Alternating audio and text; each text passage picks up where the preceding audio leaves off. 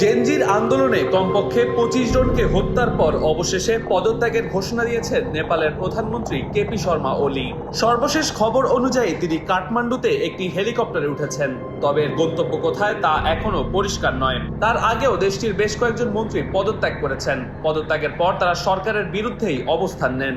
প্রধানমন্ত্রী, প্রেসিডেন্টের বাসভবন, মন্ত্রী এমপিদের বাসভবনে ক্ষোভে ফুঁসে ওঠা জনতা আগুন ধরিয়ে দেওয়ায় পুরো নেপাল যেন জ্বলছে আগুনে। পার্লামেন্ট ভবনেও জ্বলছে আগুন। তবে পদত্যাগে অনেক দেরি করে ফেলেছেন ওলি। এরই মধ্যে ঝরে গিয়েছে অন্তত 25 জনের প্রাণ।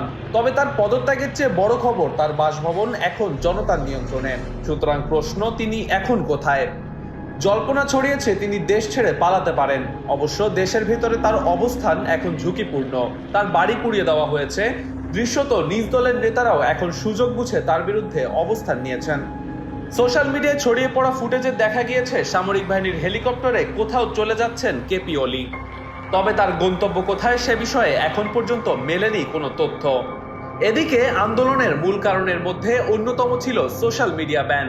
দেশটির প্রধানমন্ত্রীর পতনের পর সেই নিষেধাজ্ঞা তুলে নেওয়া হয়েছে। ডেস্ক রিপোর্ট, মানব জমিন।